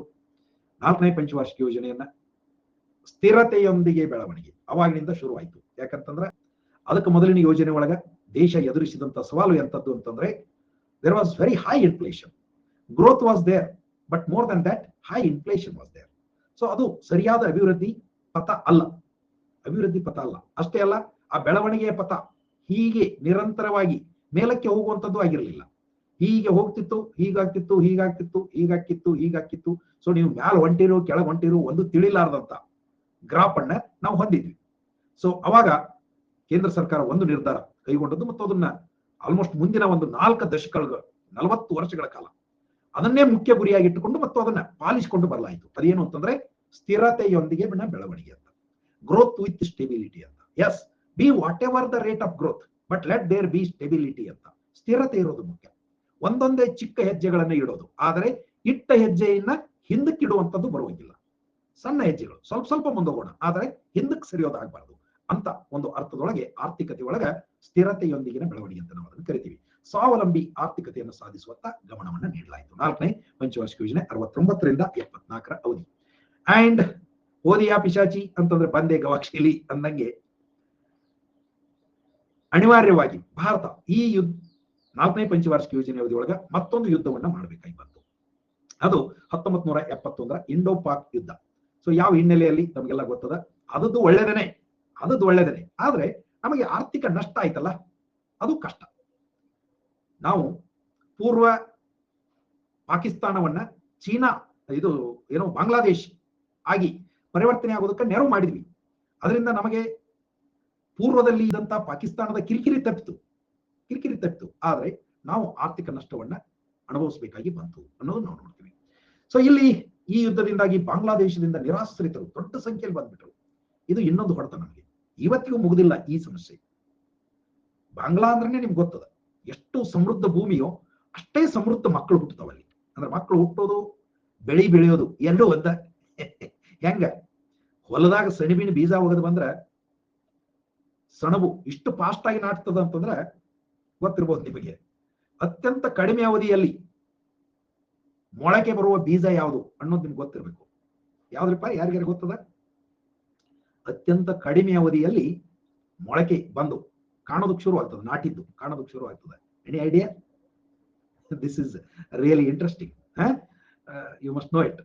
It is jute. Exactly Vijayalakshmi. ಸೆಣಬು. ಸೆಣಬು ಎಷ್ಟು ಅದಕ್ಕೊಂದು ಎಷ್ಟು ಚಂದ ಕಥೆ ಹೇಳ್ತಿದ್ರು ನಮಗೆ ಬಾಲ್ಯದೊಳಗಂತಂದ್ರೆ, ಒಬ್ಳು ಗಂಡ ಹೆಂಡತಿ ಹಳ್ಳಿ ಒಳಗ. ಗಂಡ ಹೊಲಕ್ಕೆ ಬಿತ್ತೋದಕ್ಕೆ ಹೋಗಿರ್ತಾನೆ. ಬಿತ್ತೋದಕ್ಕೆ ಹೋಗ್ತೀನಿ, ನೀನ್ ಬುತ್ತಿ ತಗೊಂಡು ಬಾ ಅಂತ ಹೇಳಿ ಹೋಗ್ತಾನೆ ಹೆಂಡತಿಗೆ. ಆಯ್ತು, ಹೆಂಡತಿ ಮನೆಯಲ್ಲಿ ಅಡಿಗೆ ಮಾಡ್ಕೊಂಡು ಅದು ಇದು ಕಸ ಮುಸರಿ ಎಲ್ಲ ಮಾಡ್ಕೊಂಡು ಬುತ್ತಿ ತಗೊಂಡು ಹೋಗೋದಕ್ಕ ಸ್ವಲ್ಪ ತಡ ಆಗ್ತದೆ. ಸ್ವಲ್ಪ ಏನೋ ತುಸು ತಡಾನ ಆಗ್ತದೆ. ನಮ್ಮ ಜೀವನದೊಳಗೆ ಎಷ್ಟು ಸಲ ಅಂತ ಆಗ್ತಿರ್ತಾವ. ಹೆಂಡತಿ ಬರೋದು ಅಂದ್ರೆ ತಡ ಯಾವಾಗಲೂ. ಹಂಗ ಅವಳು ಬುತ್ತಿ ತಗೊಂಡು ಹೋಗೋ ಹೊತ್ತಿಗಾಗ್ಲೇ ಈತ ತುಂಬಾ ಹಸದು ಬಿಟ್ಟಿರ್ತಾರ, ತಡ ಆಗಿಬಿಟ್ಟಿರ್ತದ. ಹೊತ್ತು ಪೂರ್ತಿ ಹಿಂಗ್ ಹೊಳ್ಳಿ ಬಿಟ್ಟಿರ್ತದ. ಅವಳು ತಡ ಆಗಿ ಬರ್ತಾಳ. ಸಿಟ್ಟಿಗೆದ್ದು ಆತ, ಅವಾಗಿನ ಕಾಲನೇ ಅಂತದ್ದು, ಎತ್ತನ್ನ ಬಾರಿಸೋ ಬಾರ್ಕೋಲ್ಲಿಂದ ಅವಳನ್ನ ರಪ ರಪ ರಪ ಅಂತ ಬಡಿತಾನೆ. ಹೆಂಡ್ತಿನ ಬಡಿತಾನೆ. ಎಷ್ಟು ಬಡಿತಾನೆ ಅಂತಂದ್ರೆ ಅವಳಿಗೆ ಬಹಳ ನೋವಾಗಿಬಿಡ್ತದೆ. ಬಹಳ ನೋವಾಗ್ತದೆ, ಬಹಳ ಮೈಯೆಲ್ಲ ಉರಿಯೋದಕ್ಕೆ ಶುರು ಆಗ್ತದೆ. ಎತ್ತುಗಳನ್ನು ಹೊಡೆಯೋ ಬಾರ್ಕೋಲ್ಲಿಂದ ಹೊಡೆದಿರ್ತಾನೆ ಗಂಡ. ಅವಾಗ ಯಾಕೆ ಅವನ ಕಾರಣ ಹೇಳ್ತಾನೆ, ಎಷ್ಟು ತಡ ಆಯ್ತು ಅಂತಂದ್ರೆ ನೋಡಲ್ಲಿ ನಾನು ಬಿತ್ತಿರುವಂತ ಸೆಣಬು ಆಗ್ಲೇ ನಾಟಿ ಬಂದದ ಅಂತ. ಅಂದ್ರೆ ಸೆಣಬು ಹಿಂಗ ಬಿತ್ಕೋತ ಹೋಗ್ತಿದ್ದಂಗೆ ಆ ಕಡೆಯಿಂದ ನಾಟ್ಕೊಂತ ಬರ್ತಿತ್ತಂತೆ. ನಾಟೋದು ಅಂತಂದ್ರೆ ಮೊಳಕೆ ಹೊಡೆದ್ ಬರೋದು. ಅವಳಿಗೂ ಅದನ್ನ ನೋಡಿ ಬೇಜಾರಾಗ್ತದಂತ ಅವಾಗ ಒಂದು ಶಾಪ ಕೊಡ್ತಾಳೆ ಅಂತೆ. ಹೆಣ್ಮಗಳು ಶಾಪ ಕೊಡ್ತಾಳೆ, ನೀನು 3 ದಿನಕ್ಕಿಂತ ಮುಂದೆ ನಾಟು ಅಂತ ಹೇಳಿ. 3 ದಿನಕ್ಕೆ ನಾಟು ಅಂತ. ಸೊ ಏನ್ ನಾನು ಹೇಳಕತ್ತೀನಿ ಅಂದ್ರೆ, ಅವಳು ಶಾಪ ಕೊಟ್ಲು ಬಿಟ್ಲು ಗೊತ್ತಿಲ್ಲ, ಬಟ್ ನಾವು ಬಾಲ್ಯದಲ್ಲಿ ಕೇಳಿ ಬೆಳೆದಂತ ಕಥೆಗಳು ಇವೆಲ್ಲ ಬಹಳ ಇರ್ತದೆ ನಮ್ಗೆ, ಜೀವನಕ್ಕೆ ಸಂಬಂಧಿಸಿದ್ದೆ. ಸೊ ಇವತ್ತಿಗೂ 3 ದಿನಗಳಲ್ಲಿ ನಾಟಿ ಭೂಮಿ ಮೇಲೆ ಸಾಲು ಸಾಲಾಗಿ ಕಾಣುವಂತ ಏಕೈಕ ಬೆಳೆ ಅಂತಂದ್ರೆ ಅದು ಸೆಣಬು. ಉಳಿದದ್ದು ಯಾವುದು ಇಷ್ಟು ಬೇಗ ನಾಟೋದಿಲ್ಲ. ಉಳಿದದ್ದು ಕನಿಷ್ಠ 5, 7, 9, 10, 15 ದಿನಗಳವರೆಗೆ. ಕಬ್ಬು ಗಿಬ್ಬೆಲ್ಲ 15 ದಿನ ಕಾಣಕ್ಕಿರ್ತಾವ ಪಕ್ಕ, ಹೌದಾ? ಸೊ ಹೀಗೆ ಅತ್ಯಂತ ವೇಗವಾಗಿ ನಾಟಿ ಬರೋದಂದ್ರೆ ಸೆಣಬು. ಎಣಿವೆ ಹಂಗ ಇಲ್ಲಿ ಈ ಬಾಂಗ್ಲಾ ಯಾಕೆ ನೆನಪಾಯ್ತು ಅಂದ್ರೆ, ಬಾಂಗ್ಲಾದೇಶ್ ಅಥವಾ ಬೆಂಗಾಲ್, ಅವಿಭಜಿತ ಬಂಗಾಲ್ ನಮಗೆ ಅದು ಪೂರ್ತಿ ಭಾರತನೇ. ಆದ್ರೆ ಈಗ ಡಿವೈಡ್ ಆಗಿ ಬಾಂಗ್ಲಾದೇಶ್ ಮತ್ತು ಪಶ್ಚಿಮ ಬಂಗಾಳ ಇದೆ. ಅಲ್ಲಿ ಈ ಮಕ್ಕಳು ಅಂದ್ರೆ ಆಪರಿ. ಈಗಲೂ ನೋಡ್ರಿ ಬಾಂಗ್ಲಾದೇಶ್ ಎಷ್ಟು ಸಣ್ಣದು, ಆದ್ರೆ ಜನಸಂಖ್ಯೆ ಎಷ್ಟು ದೊಡ್ಡದು. ಪಶ್ಚಿಮ ಬಂಗಾಳದೊಳಗಿರುವಂತ ಜನಸಾಂದ್ರತೆ ಎಷ್ಟು ನೋಡಿದ್ರ ಶಾಕ್ ಆಗ್ತದ. ಆಪರಿ ಜನಸಂಖ್ಯೆ. ಸೊ ಅಲ್ಲಿಂದ ನಮಗೆ ದೊಡ್ಡ ಪ್ರಮಾಣದ ನಿರಾಶ್ರಿತರು ಬಂದರು. ಯಾಕಂದ್ರೆ the government had very soft corner towards Bangladesh people. Government was very soft towards Bangladeshis. ಅವಾಗ ಬಂದದ್ದು ಸಮಸ್ಯೆ ಈಗಲೂ ಮುಗಿತಾ ಇಲ್ಲ. ಪರ್ಟಿಕ್ಯುಲರ್ಲಿ ಅಸ್ಸಾಂ ರಾಜ್ಯದಲ್ಲಿ ತಾವು ನೋಡ್ತಾ ಇರ್ತೀರಿ ಆಗಾಗ ಅಲ್ಲಿ ಗಲಭೆಗಳಾಗೋದು, ರಕ್ತಪಾತ ಆಗೋದು, ಇದೆಲ್ಲ ಯಾಕಂದ್ರೆ ಏನಾಗ್ಬಿಡ್ತು, ಆಗೋ ದೇಶ ವಿಭಜನೆ ಆಗಿತ್ತು. ಇವೆಲ್ಲ ನೋಡ್ರಿ, ನೆಹರು ಮತ್ತು ಇಂದಿರಾ ಅವರು ಎರಡು ದೊಡ್ಡ ತಪ್ಪು ನಿರ್ಧಾರಗಳಂತಾನೆ ಕರಿಬೇಕು. ಯಾಕೆ ಮೊದಲೇ ಭಾರತದ ಜನಸಂಖ್ಯೆ ಹುಯಿ ಅಂತ ಈ ಪರಿ ಕೂತದ. ಸ್ವಾತಂತ್ರ್ಯ ಸಿಗುವಾಗ ಧರ್ಮಾಧಾರಿತ ವಿಭಜನೆ ಅಂತ ನಿಜವಾಗಿ ಆಗಿತ್ತು ಅಂತಂದ್ರೂ ಈಗಿರೋ ಸಮಸ್ಯೆಗಳು ಇರ್ತಿರ್ಲಿಲ್ಲ. ಈ ಕಡೆ ದೇಶ ವಿಭಜನೆ ಆದದ್ದು ನಿಜ, ಮತ್ತು ಪೂರ್ಣ ಜನಸಂಖ್ಯೆಯ ವರ್ಗಾವಣೆನೂ ಆಗಲಿಲ್ಲ. ಅದೊಂದು ತಪ್ಪಾಯ್ತು. ಇರಲಿಲ್ಲ ಅಂದ್ರೆ ವಿಭಜನೆ ಆಗದೆ ಇದ್ದಿದ್ರೆ ಇಷ್ಟು ದೇಶ ಒಂದೇ ಇರ್ತಿತ್ತು, ಅವಾಗೂ ಸಮಸ್ಯೆ ಇರ್ತಿರ್ಲಿಲ್ಲ. ಬಟ್ ನೀವೇ ಹಂಗಾಯ್ತು. ಈ ಎರಡನೇ ಅವಧಿ ಒಳಗಂತಂದ್ರೆ ಬಾಂಗ್ಲಾದೇಶ ಜೊತೆಗಿನ ಯುದ್ಧದ ಸಂದರ್ಭದೊಳಗೆ, ಅಂದ್ರೆ ಪಾಕಿಸ್ತಾನದ ಜೊತೆಗಿನ ಯುದ್ಧದ ಸಂದರ್ಭದೊಳಗೆ ಅವರಿಗೆ ಸ್ವಾತಂತ್ರ್ಯ ಕೊಡಿಸೋದಕ್ಕೆ ನಾವು ಖರ್ಚು ಮಾಡಿದ್ದು, ಅವರಿಗೆ ಸ್ವಾತಂತ್ರ್ಯ ಕೊಡಿಸೋದಕ್ಕೆ ನಮ್ಮ ಕೈಯಿಂದ ಖರ್ಚಾದದ್ದು. ಅಷ್ಟೇ ಅಲ್ಲ, ಅಲ್ಲಿರುವಂತ ಕೋಟಿ ಕೋಟಿ ಜನ, ಅಲ್ಲಿ ಆಗ್ಲೇ ಜನ ತುಂಬಿ ತುಳುಕ್ತಾ ಇದ್ರು, ಭೂಮಿಗಳು ಇದ್ದಿರ್ಲಿಲ್ಲ ಅವರಿಗೆ. ಇಂಥ ಒಂದು ಮೌಕ ಸಿಕ್ಬಿಡ್ತು ಅವರಿಗೆ, ಏನು ಈಗ ನಾವು ಭಾರತಕ್ಕೆ ಹೋಗ್ಬೋದು ಹುಯಿ ಅಂತ ಜನ ಬಂದು ಅಷ್ಟು ಈಶಾನ್ಯ ಭಾರತದ ರಾಜ್ಯಗಳಲ್ಲಿ ಅಂಡ್ ಪರ್ಟಿಕ್ಯುಲರ್ಲಿ ಪಶ್ಚಿಮ ಬಂಗಾಳದೊಳಗ ದೊಡ್ಡ ಸಂಖ್ಯೆಯಲ್ಲಿ ಸೇರ್ಕೊಂಡ್ಬಿಟ್ರು. ಈಗಲೂ ಮಮತಾ ದೀದಿ ಆರಿಸಿ ಬರ್ತಿರೋದೇ ಅವರಿಂದ, ಹೌದಲ್ಲ? ಸೊ ನಿಮಗೆಲ್ಲ ವಿದ್ಯಮಾನಗಳು ಗೊತ್ತದ. ಹೀಗಾಗಿ ಈ ದೇಶಕ್ಕೆ ನಿರಾಶ್ರಿತರ ಆಗಮನ ಮತ್ತಷ್ಟು ಹೊಡೆತಾತು. ನಮಗ ಒಟ್ಟಿಗಿದ್ದಿರ್ಲಿಲ್ಲ, ಅವ್ರನ್ನಷ್ಟು ಸೇರ್ಕೊಂಡು ಇನ್ನಷ್ಟು ಕಷ್ಟಕ್ಕೆ ಬಿದ್ವಿ ಅಂತ. ಕಳಪೆ ಮನ್ಸೂನ್ ಮುಂದುವರಿತು. ಕಳಪೆ ಮನ್ಸೂನ್, ಮಳೆಗಾಲ ಸರಿಯಾಗಿ ಆಗ್ತಾ ಇದ್ದಿರಲಿಲ್ಲ. ಹೀಗಾಗಿ ಈ ಯೋಜನೆ ಕೂಡ ವಿಫಲ ಆಯಿತು. 4ನೇ ಪಂಚವಾರ್ಷಿಕ ಯೋಜನೆಯು ಸಂಪತ್ತು ಮತ್ತು ಆರ್ಥಿಕ ಶಕ್ತಿಯ ಹೆಚ್ಚಿದ ಕೇಂದ್ರೀಕರಣದ ಸರಿಪಡಿಸುವಂತ ಉದ್ದೇಶವನ್ನು ಹೊಂದಿತ್ತು. ಏನಾಯ್ತು ನಿಮ್ಗೆ ಗೊತ್ತದ, ಈ ಒಂದು ಯೋಜನೆಯ ಅವಧಿ ಒಳಗ ಸಾಕಷ್ಟು ರಾಷ್ಟ್ರೀಕರಣ ಕಾರ್ಯಕ್ರಮಗಳು ನಡೆದು, ಕ್ಯಾನ್ಸಲೇಷನ್ ಆಫ್ ಪರ್ಸ್ ಅನ್ನುವಂಥದ್ದಾಯ್ತು. ಹೀಗೆ ಹಲವಾರು ಏನು ಒಂದು ಮೊದಲ ವರ್ಷದೊಳಗನೆ 1969 ತಮಗೆ ಗೊತ್ತದ 14 ಬ್ಯಾಂಕ್ಗಳನ್ನ ರಾಷ್ಟ್ರೀಕರಣ ಮಾಡಲಾಯಿತು. ಸೊ ಇಂಥವೆಲ್ಲ ಈ ಅವಧಿ ಒಳಗೆ ಮಾಡಲಾಯಿತು. ಇಂದಿರಾ ಗಾಂಧಿ ಸೊ ಬ್ಯಾಂಕ್ಗಳ ರಾಷ್ಟ್ರೀಕರಣ ಮಾಡಿದ್ರು. ಹಸಿರು ಕ್ರಾಂತಿ ಮುಂದುವರೆತು. ಎಣಿವೆ ಉದ್ದೇಶಿತ ಬೆಳವಣಿಗೆ ದರ 5.7 ಇತ್ತು, ನಿಜವಾಗಿಯೂ ಸಾಧಿಸಿದ ಬೆಳವಣಿಗೆ 3.3 ಅಂತ ಆಯ್ತು. ಇಷ್ಟಾಯ್ತು. ಇದು ಒಂದು ವಿಫಲತೆ ಅಂತಾನೆ ಹೇಳಬೇಕು. ಆದ್ರೂ ಮತ್ತೆ ಧೈರ್ಯದಿಂದ ಮುಂದುವರೆದ್ರು. ಗರೀಬಿ ಹಟಾವು ಇತ್ಯಾದಿ ಕಾರ್ಯಕ್ರಮಗಳು ಇದೇ ಅವಧಿ ಒಳಗೆ ಶುರುವಾದವು. 5ನೇ ಪಂಚವಾರ್ಷಿಕ ಯೋಜನೆ ಬಂತು. ಈ 5ನೇ ಪಂಚವಾರ್ಷಿಕ ಯೋಜನೆ ಒಳಗ ಡಿಡಿ ಧರ್ ಈ ಯೋಜನೆಯನ್ನ ರೂಪಿಸಿದ್ರು. ಇದರ ಉದ್ದೇಶಗಳು ಬಹಳ ಸಲ ಕೇಳ್ಯಾರ. ಬಡತನವನ್ನ ನಿವಾರಣೆ ಮಾಡೋದು, ಗರೀಬಿ ಹಟಾವು, ಸ್ವಾವಲಂಬನೆಯನ್ನ ಸಾಧಿಸೋದು. ಇದು ಆಲ್ಮೋಸ್ಟ್ 3ನೇ ಯೋಜನೆ ಒಳಗ ಶುರುವಾಗಿತ್ತು. 3, 4, 5 ಹಂಗ ಮುಂದುವರಿತಿದ್ದು. ಸ್ವಾವಲಂಬನೆ, ಸೆಲ್ಫ್ ರಿಲಯನ್ಸ್ ಅನ್ನುವಂಥದ್ದು, ಮತ್ತು ಆದಾಯದ ಉತ್ತಮ ವಿತರಣೆ, distribution of income. Yes, very good evening. ಬರೀ ನಮಸ್ತೆ ಅಂಬಿಕಾ, ಶಶಿ, ವೆಲ್ಕಮ್.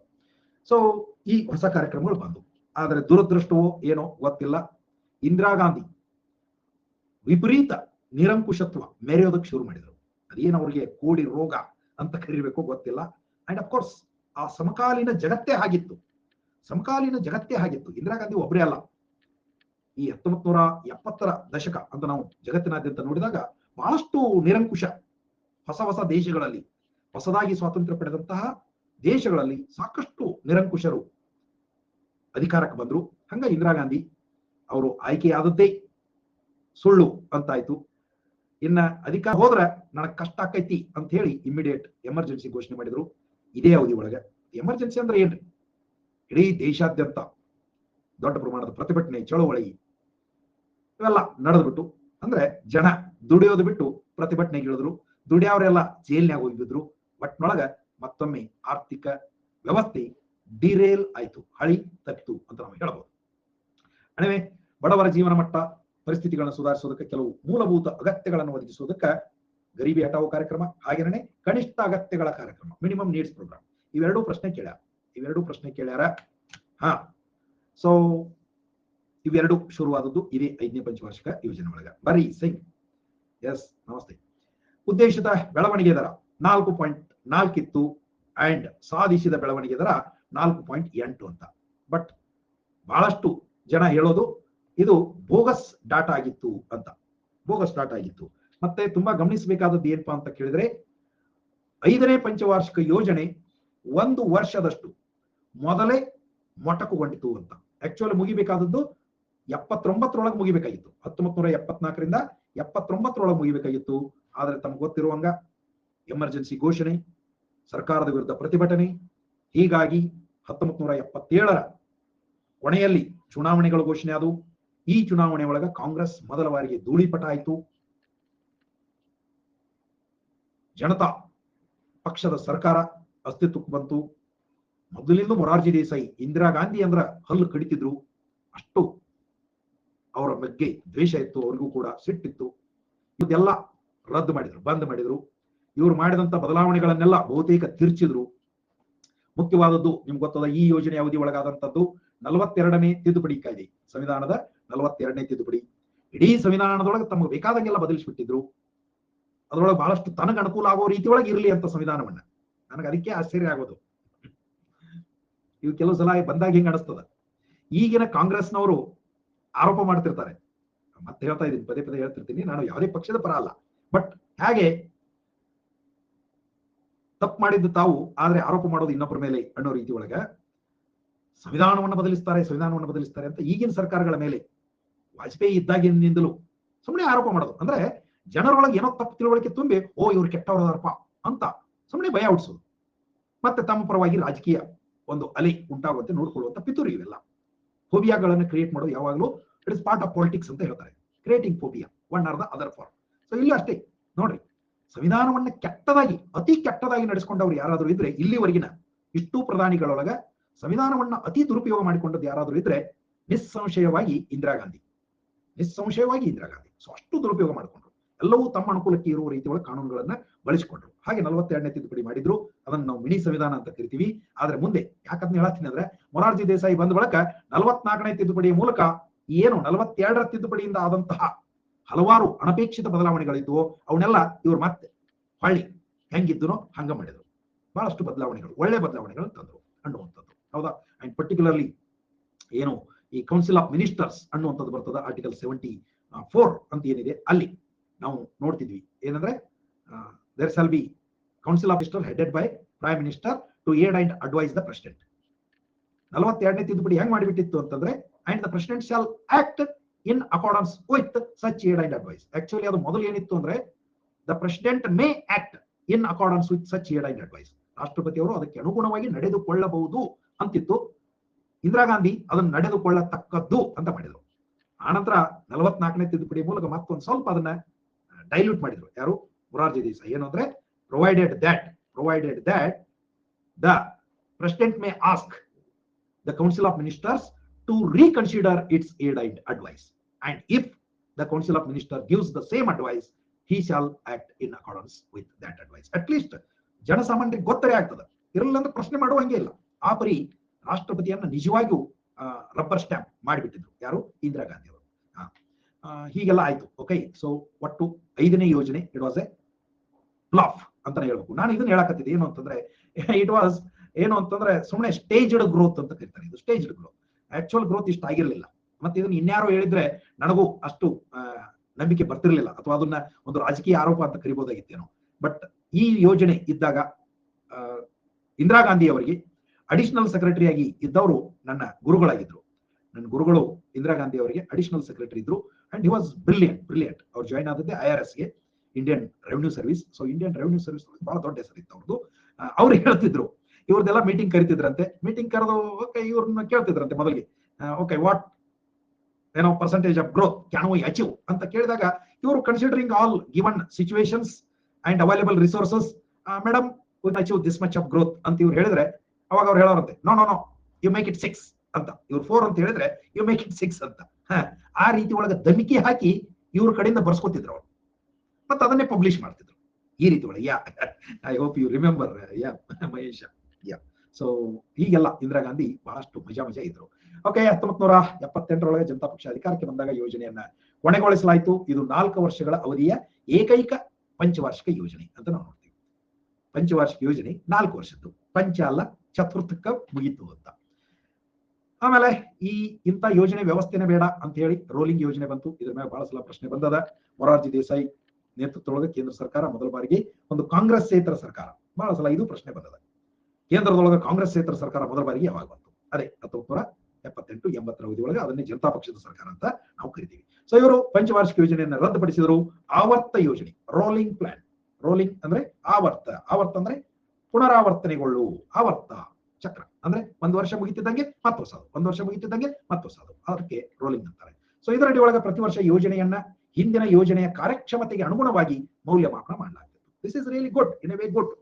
ಹೋದ ವರ್ಷ ಏನ್ ತಪ್ಪು ಮಾಡಿದ್ವಿ ಅದನ್ನ ತಿಳ್ಕೊಂಡು ಅವುಗಳನ್ನು ಸರಿಪಡಿಸಿಕೊಂಡು ಈ ವರ್ಷ ಯೋಜನೆಗಳ ಗುರಿಗಳನ್ನು ನಿಗದಿಪಡಿಸುವುದು ಮತ್ತು ಅದಕ್ಕೆ ಸಂಪನ್ಮೂಲಗಳನ್ನು ಒದಗಿಸುವುದು. ಸೊ ಅದಕ್ಕೆ ತಕ್ಕಂತೆ ಹೊಸ ಯೋಜನೆಯನ್ನು ರೂಪಿಸಲಾಗ್ತಾ ಇತ್ತು. ಆದ್ರೆ ಅದೃಷ್ಟವೋ ದುರದೃಷ್ಟವೋ ಗೊತ್ತಿಲ್ಲ, ಕೆಟ್ಟ ಕಚ್ಚಾಡ್ಕೊಂಡ್ರು. ಹೀಗಾಗಿ ಜನರಿಗೆ ಇನ್ನು ಕಾಂಗ್ರೆಸ್ಸೇತರ ಸರ್ಕಾರನ ಬೇಡಪ್ಪ ದೇಶದೊಳಗ ಅನ್ನುವಷ್ಟರ ಮಟ್ಟಿಗೆ ಬೇಜಾರಾಗಿ ಹೋಯಿತು. ಅಂಡ್ ಐ ಥಿಂಕ್ ಈ ಚುನಾವಣೆ ಒಳಗೆ ನಾನು ಫಸ್ಟ್ ಟೈಮ್ ಭಾಗವಹಿಸಿದ್ದೆ. 1977ರ ಅಂತ್ಯದೊಳಗ ಈ ಚುನಾವಣೆ ನಡೀತು. ಸೊ ಅದರೊಳಗ ಒಬ್ಬ ಬಾಲಕನಾಗಿ ನಮ್ಗೆಲ್ಲ ಒಂದೊಂದು ಸಣ್ಣ ನೇಗಿಲ ಕೊಟ್ಟಿದ್ರು. ನೇಗಿಲು ಹೊತ್ತ ರೈತನಿಗೆ ನಿಮ್ಮ ಮತ ಅಂತ ಹೇಳಿ ಜನತಾ ಪಕ್ಷದ ಗುರುತು. ಸೊ ಹೀಗಾಗಿ ನನಗೆ ಎರಡು ಮೊದಲ ಚುನಾವಣೆಗಳು ಅಂತಂದ್ರೆ 1977 ಮತ್ತೆ 1980 ಬ್ಯಾಕ್ ಟು ಬ್ಯಾಕ್ ಎರಡು ಚುನಾವಣೆಗಳು ತುಂಬಾ ನೆನಪು, ಬಾಲ್ಯದೊಳಗಿನ ಚುನಾವಣೆಗಳು.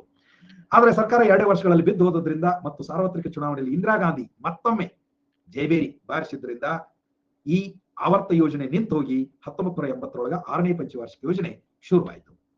6ನೇ ಪಂಚವಾರ್ಷಿಕ ಯೋಜನೆ 80ರಿಂದ 85. ಇಂದಿರಾ ಗಾಂಧಿಗೂ ಸಾಕಷ್ಟು ಬುದ್ಧಿ ಭೇಟಿಯಾಗಿತ್ತು. ಸೊ ಅವರು ಬಹಳಷ್ಟು ಮನಸ್ಸನ್ನ ಒಂದಿಷ್ಟು ಬದಲಿಸಿಕೊಂಡ್ರು. ಹಂಗಂತಂದು ಯಾರಿಗೂ ಸೊಪ್ಪಾಗ್ತಿರಲಿಲ್ಲ. ಹೆಣ್ಮಗಳು ಬಹಳ ಕಠಿಣ ನಿಲುವಿನ ಹೆಣ್ಮಗಳು. ರಾಷ್ಟ್ರೀಯ ಆದಾಯವನ್ನು ಹೆಚ್ಚಿಸೋದು, ಬಡತನ ನಿವಾರಣೆ, ನಿರುದ್ಯೋಗ ಇಳಿಕೆ, ಕುಟುಂಬ ಯೋಜನೆ, ಇವೆಲ್ಲ, ಅದರ ಮೂಲಕ ಜನಸಂಖ್ಯಾ ನಿಯಂತ್ರಣ, ತಂತ್ರಜ್ಞಾನದ ಆಧುನೀಕರಣ, ಇವೆಲ್ಲ ಹೊಸ ಸ್ಪರ್ಶಗಳು ಈ ಯೋಜನೆಯ ಗುರಿಯಾಗಿದ್ದು. ಈ ಅವಧಿ ಒಳಗನ ನಾಬಾರ್ಡ್ ಬ್ಯಾಂಕ್ 1982ರೊಳಗ ಸ್ಥಾಪನೆ ಆಯಿತು. ತಮ್ಗೆ ಗೊತ್ತದ ಎಕ್ಸಿಮ್ ಬ್ಯಾಂಕ್ ಸ್ಥಾಪನೆ ಆಯಿತು.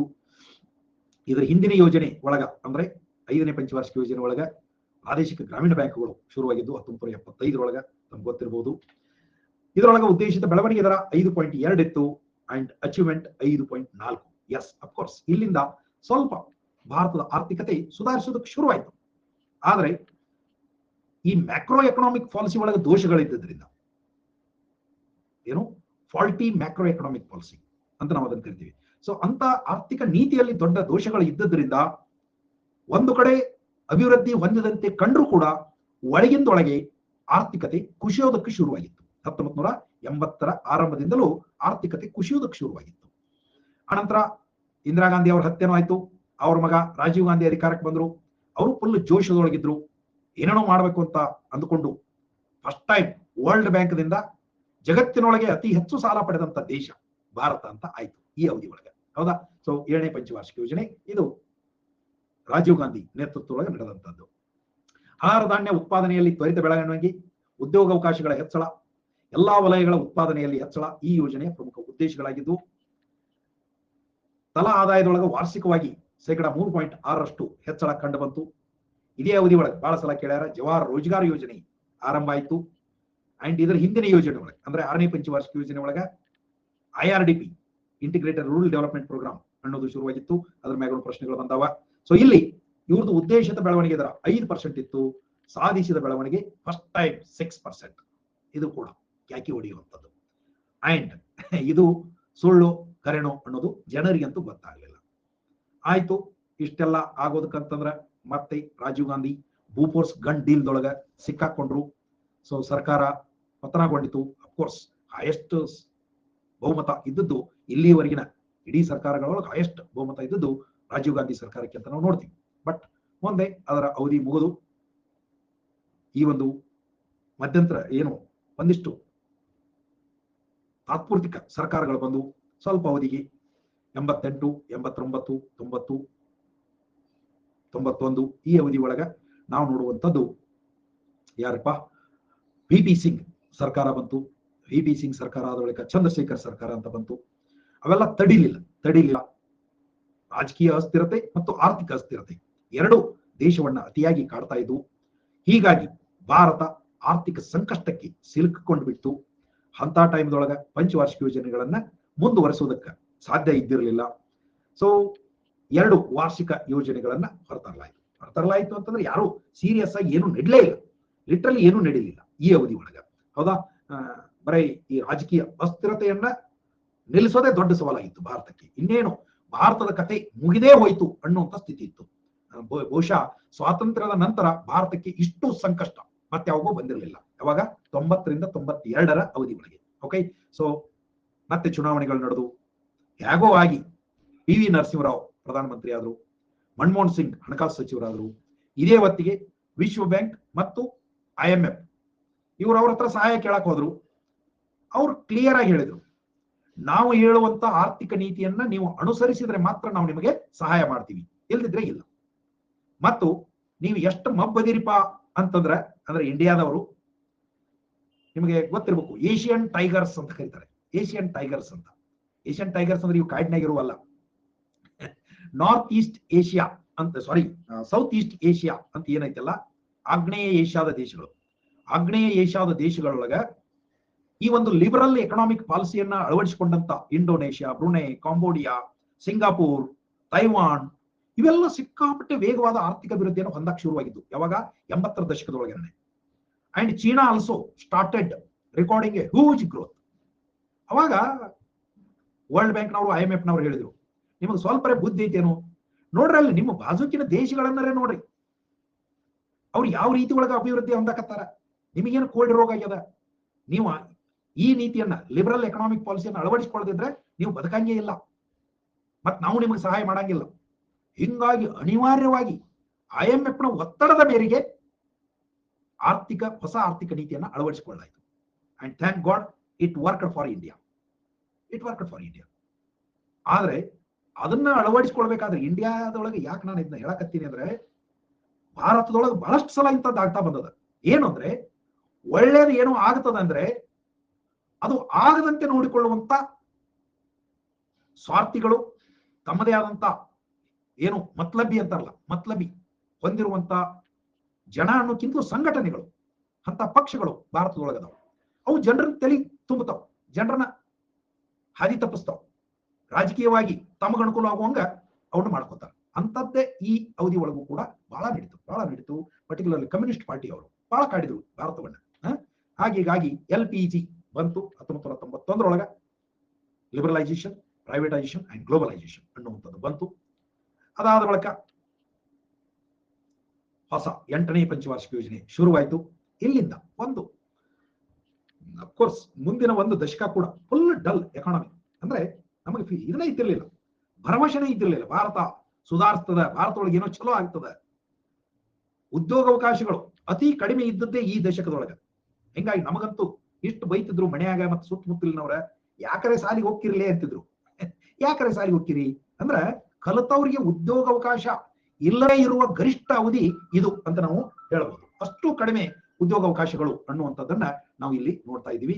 ಸೊ ಎನಿವೆ, ಹೀಗಾಗಿ ಈ ಒಂದು ಅವಧಿ ಬಹಳ ಕಷ್ಟದ್ದಾಗಿತ್ತು. ಆದ್ರೂ ಅದನ್ನ ಮನಮೋಹನ್ ಸಿಂಗ್ ನಿಜವಾಗಿ ಒಬ್ಬ ಸಜ್ಜನಿಕೆಯ ರಾಜಕಾರಣಿ ಅಂತ ಹೇಳಲೇಬಾರದು, ಅಷ್ಟು ಸಜ್ಜನಿಕೆಯ ಮನುಷ್ಯ, ಬಹಳ ಶಾಂತ ರೀತಿಯಿಂದ ಅವರು ನಿರ್ವಹಿಸಿದ್ರು. PV ನರಸಿಂಹರಾವ್ ಬಹಳ ಧೀಮಂತ ವ್ಯಕ್ತಿ, ಅವರು ಕೂಡ. ಇಬ್ರು ಪುಣ್ಯಾಕ್ ನಮಗೆ ಆ ಅವಧಿ ಒಳಗೆ ಅವರಿಬ್ರು ಬಂದದ್ದು ಭಾರತದ ಭಾಗ್ಯ ಅಂತಾನೆ ಹೇಳ್ಬೇಕು. ಸುಧಾರಣೆ ಶುರುವಾಯಿತು, ಮಾನವ ಸಂಪನ್ಮೂಲಗಳ ಅಭಿವೃದ್ಧಿ ಫಸ್ಟ್ ಟೈಮ್ ಆದ್ಯತೆ ಸಿಕ್ಕದ್ದು.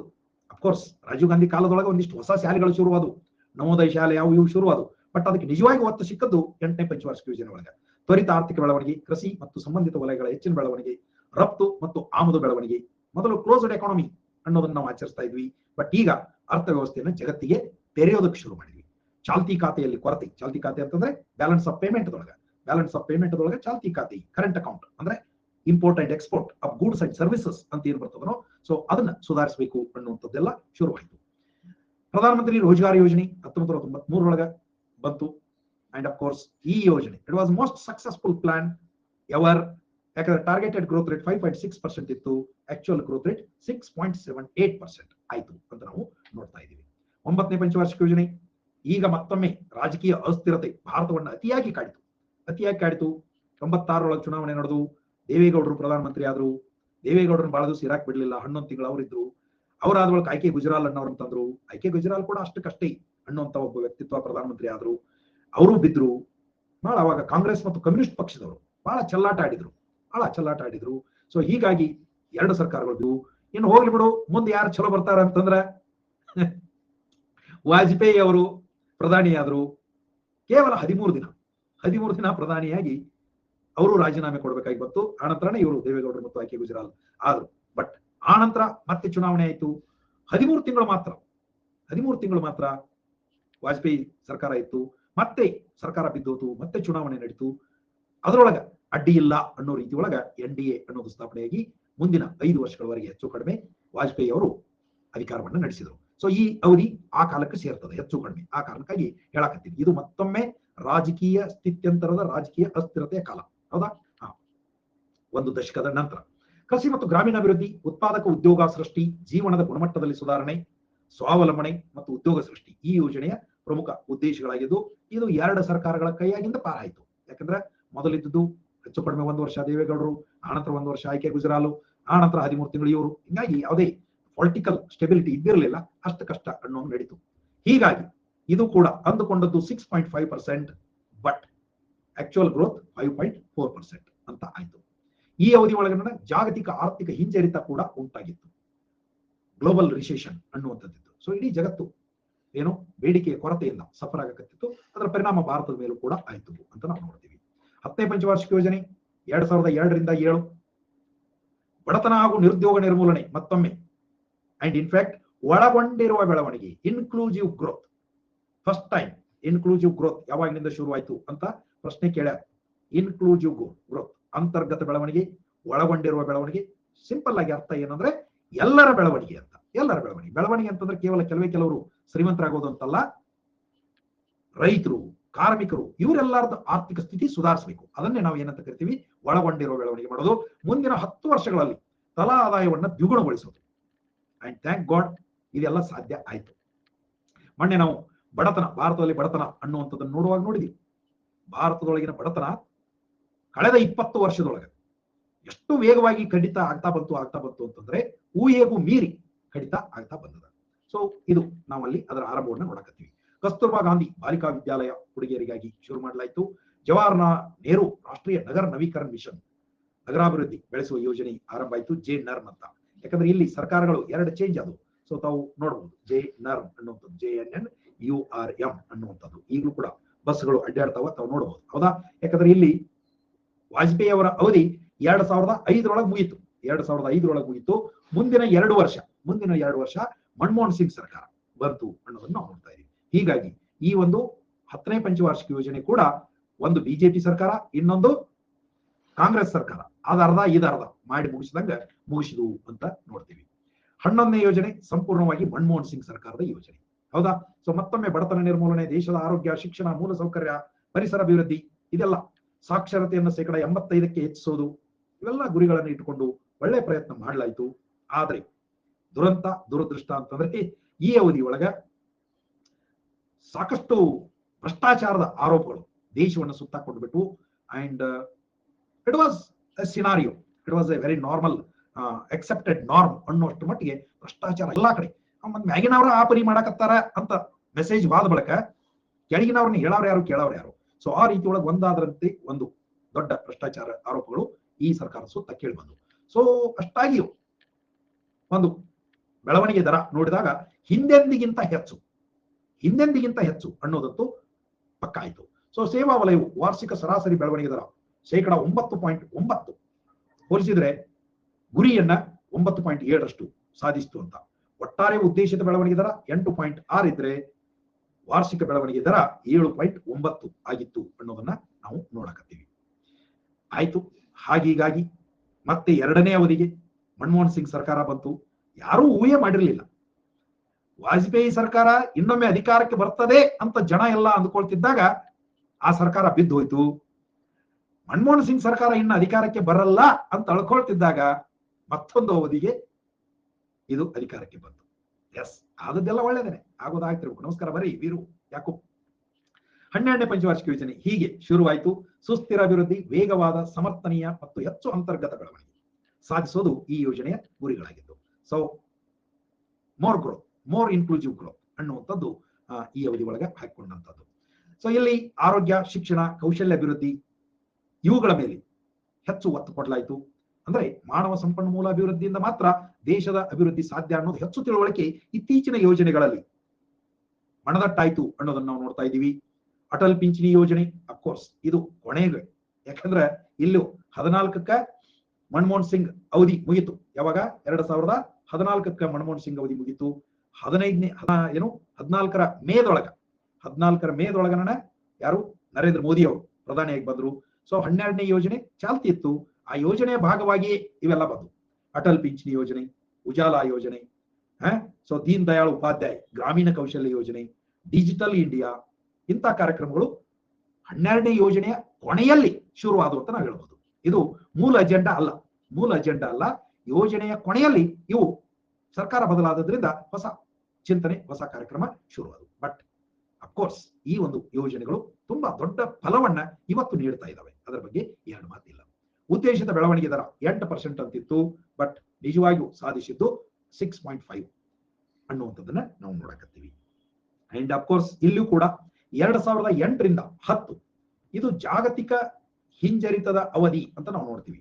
2 ವರ್ಷ ಎಷ್ಟೋ ಭಾರತದಲ್ಲಿರುವಂತಹ ಅವಾಗ ಔಟ್ಸೋರ್ಸಿಂಗ್ ಸೆಂಟರ್ಗಳು BPO ಸೆಂಟರ್ಸ್ ಅಂತಿದ್ವು. BPO ಸೆಂಟರ್ಸ್ ಎಲ್ಲ ಮುಚ್ಚಿದ್ವು. ಭಾರತಕ್ಕಿರುವಂತ ಬೇಡಿಕೆ ಅಂತಾರಾಷ್ಟ್ರೀಯ ಮಟ್ಟದೊಳಗೆ ಕಡಿಮೆ ಆಯಿತು. ಇವೆಲ್ಲ ಕಾರಣದಿಂದಾಗಿ ಜಗತ್ತು ಹೆಚ್ಚು ಹೈರಾಣ ಆಯ್ತು. ಭಾರತ ಅಷ್ಟ ಹೈರಾಣ ಆಗಲಿಲ್ಲ, ಆದ್ರೂ ಅದರ ಪರಿಣಾಮ ಉಂಟಾಗಿತ್ತು ಅಂತ ನಾವು ನೋಡ್ಬೇಕಾಗ್ತದೆ. ಇದು 2008-10 ಒಂದು ಎಕನಾಮಿಕ್ ರಿಸೆಷನ್. ಓಕೆ, 12ನೇದು ಕೊನೆಯ ಆರ್ಥಿಕ ಯೋಜನೆ ನಮಗೂ ನಿಮಗೂ ಎಲ್ಲರಿಗೂ ಗೊತ್ತದ. ಅಲ್ಲಿವರೆಗೆ ಯೋಜನಾ ಆಯೋಗ ಇತ್ತು. ಪ್ರತಿ 5 ವರ್ಷಕ್ಕೊಮ್ಮೆ ಅದು ಯೋಜನೆಗಳನ್ನು ಸಿದ್ಧಪಡಿಸಿಕೊಡ್ತಿತ್ತು. ಅದನ್ನು ಅನುಷ್ಠಾನಗೊಳಿಸುವಂತಹ ಜವಾಬ್ದಾರಿ ಮತ್ತು ಅದರ ಒಂದು ಪರಿಶೀಲನೆ ಮಾಡುವಂತಹ ಜವಾಬ್ದಾರಿ ಸರ್ಕಾರಗಳಿಗೆ ಮತ್ತು NDC-ಗಳಿಗಿತ್ತು. ಬಟ್ ಹೊಸ ಸರ್ಕಾರ ಬಂದ ಬಳಿಕ, ಮೋದಿ ಅವರು ಅಧಿಕಾರಕ್ಕೆ ಬಂದ ಬಳಿಕ ಇವರ ವಿಚಾರಧಾರೆ ಬದಲಾಯಿತು.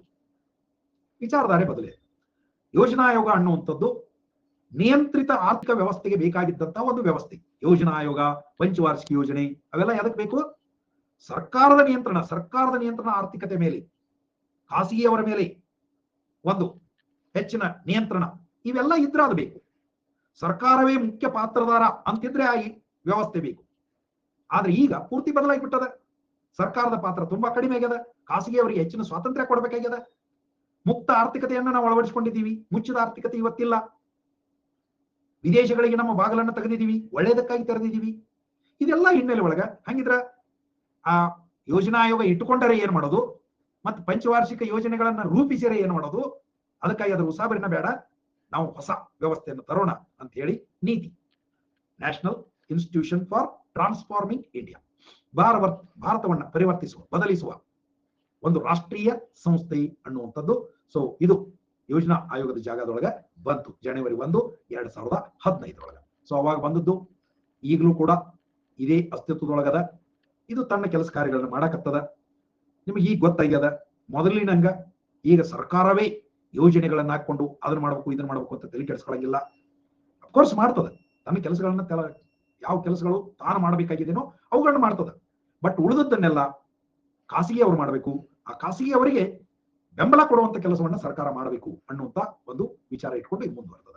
ಸೊ ನೀತಿ, ಇದು ಭಾರತ ಸರ್ಕಾರದ ಒಂದು ನೀತಿ ಚಿಂತಕರ ಚಾವಡಿ, ಥಿಂಕ್ ಟ್ಯಾಂಕ್ ಅಂತ ನಾವು ಅದನ್ನ ಹೇಳ್ತೀವಿ, ಚಿಂತಕರ ಚಾವಡಿ. ಸೊ ಇದು ಆರ್ಥಿಕ ಬೆಳವಣಿಗೆ ಮತ್ತು ಅಭಿವೃದ್ಧಿಯನ್ನು ಉತ್ತೇಜಿಸಲು ನೀತಿ ರಚನೆಯ ಪ್ರಕ್ರಿಯೆಯಲ್ಲಿ ರಾಜ್ಯಗಳನ್ನು ಒಳಗೊಳ್ಳುವ ಗುರಿಯನ್ನು ಹೊಂದಿದೆ. ಇದು ಕೂಡ ಬಹಳ ಮುಖ್ಯ.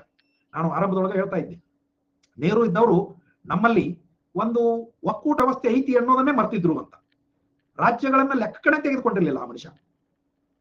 ಹೀಗಾಗಿ ಆರಂಭದೊಳಗೆ ರಾಜ್ಯಗಳಿಗೆ ಯಾವುದೇ ಪಾತ್ರ ಯೋಜನೆ ಒಳಗೆ ಇದ್ದಿರಲಿಲ್ಲ. ಆನಂತರ NDC ಮಾಡಿದ್ರು. ಬಟ್ ಅದು ನಾಮಕವಾಸ್ತಿ ಅನ್ನುವಂಗೆ ಇತ್ತು.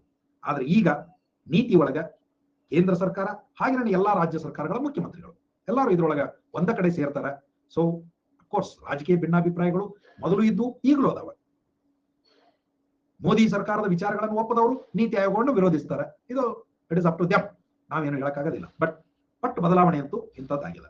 ಸೊ ಇಲ್ಲಿ ಸಹಕಾರಿ ಫೆಡರಲಿಸಂ, ಕೋಆಪರೇಟಿವ್ ಫೆಡರಲಿಸಂನ ಸ್ಫೂರ್ತಿಯನ್ನ ಪ್ರತಿಧ್ವನಿಸ್ತದೆ. ಇದು ಗರಿಷ್ಠ ಆಡಳಿತ, ಕನಿಷ್ಠ ಸರ್ಕಾರ, ಮ್ಯಾಕ್ಸಿಮಮ್ ಗವರ್ನೆನ್ಸ್, ಮಿನಿಮಮ್ ಗವರ್ಮೆಂಟ್. ನೋಡ್ರಿ, ಇದು maximum governance and minimum government is the order of the day.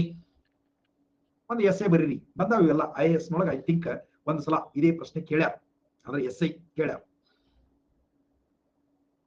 Maximum governance, minimum government. ಇದು ಬಾಟಮ್ ಅಪ್ ವಿಧಾನದೊಳಗ ತೊಡಗಿಸಿಕೊಳ್ಳಲು ಶ್ರಮಿಸ್ತಾ ಇದೆ. ಬಾಟಮ್ ಅಪ್, ಕೆಳಗಿನಿಂದ ಮೇಲೆ. ಸೊ ಈಗ ತಮಗೆಲ್ಲ ಗೊತ್ತಿರುವಂಗ ಪಂಚಾಯತ್ಗಳಿಗೆ ಹೆಚ್ಚಿನ ಅನುದಾನ ಇತ್ಯಾದಿ 2018 ಎಸ್ ನೋಡ್ರಿ, ನಂದು ಎಲ್ಲೋ ಕಿಡ್ನಿ ಹಂಗೆ ಕೆಲಸ ಮಾಡ್ತಿರ್ತದ, ನೋಡಿದಂಗೆ ಅನಿಸ್ತದ ಕೈಗೆ. ಗರಿಷ್ಠ ಆಡಳಿತ, ಕನಿಷ್ಠ ಸರ್ಕಾರ. ಈ just elaborate it. Maximum governance, minimum government, what is it ಅಂತ ನೀವು ನೋಡಬಹುದು. ರೈಟ್. ಭಾರತ ಪ್ರಧಾನಮಂತ್ರಿಗಳು ನೀತಿ ಆಯೋಗನ ಅಧ್ಯಕ್ಷರಾಗಿರ್ತಾರ ಪದನಿಮಿತ್ತ, X ಆಫೀಷಿಯೋ chairman.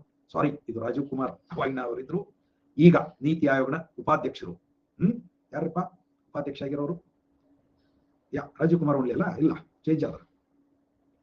Deputy chairman of ನೀತಿ ಆಯೋಗ್ ನೋಡ್ರಿ, ನಮ್ಮನ್ನು ಒಮ್ಮೆ ಎಲ್ಲೋ ಒಮ್ಮೆ ಸಿಕ್ಕಾಪಡೆ ಹಳೇದು. Bery, Suman Bery. Sorry Shankar, you are correct. Suman Bery. So Suman Bery ಬಹಳ ಅದ್ಭುತವಾದಂತ ವ್ಯಕ್ತಿ ಈಗ ಬಂದಾರ, ಹೌದಾ? ಅಂಡ್ ಹಾಗೇನೆ ಸಿಇಒ ಕೂಡ ಚೇಂಜ್ ಆಗ್ಯಾರ. CEO is also seems to be a very brilliant person. NITI Aayog ಅಂದ್ರೆ ನಿಜವಾಗಿಯೂ ಆಡಳಿತ ನಡೆಸೋರು.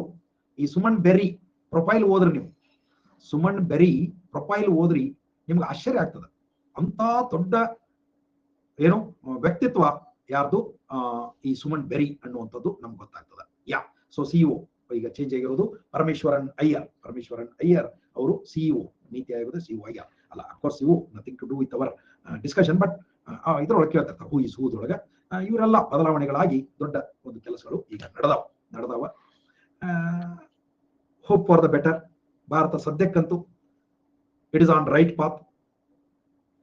ಇದನ್ನು ಕೇವಲ ನಾವು ಹೇಳ್ತಿರೋದಲ್ಲ, ಜಾಗತಿಕ ಸಂಸ್ಥೆಗಳು ಭಾರತವನ್ನ ಇನ್ನು ಮುಂದೆ ತಡೆಯೋದಕ್ಕೆ ಆಗೋದಿಲ್ಲ ಅನ್ನುವಂಥದ್ದನ್ನ ಹೇಳ್ತಾ ಇದ್ದಾವೆ. ಮೀನ್ ವೈಲ್ ನಾವು ಜಗತ್ತಿನೊಳಗ 5ನೇ ದೊಡ್ಡ ಆರ್ಥಿಕತೆ ಅಂತ ಕೂಡ ಆಗಿದ್ದೀವಿ. ಇವೆಲ್ಲ ಬೆಳವಣಿಗೆಗಳು ಅದಾವ. ನೋಡೋಣ, ಒಳ್ಳೇದಾಗ್ತದೆ ಅಂತ. ವೀರು ಏನು ಬೈ ಮಿಸ್ಟೇಕ್ ಕೈ ಎತ್ತೀರಾ ಅಥವಾ ಖರೇನ ಕೈ ಎತ್ತೀರೋ?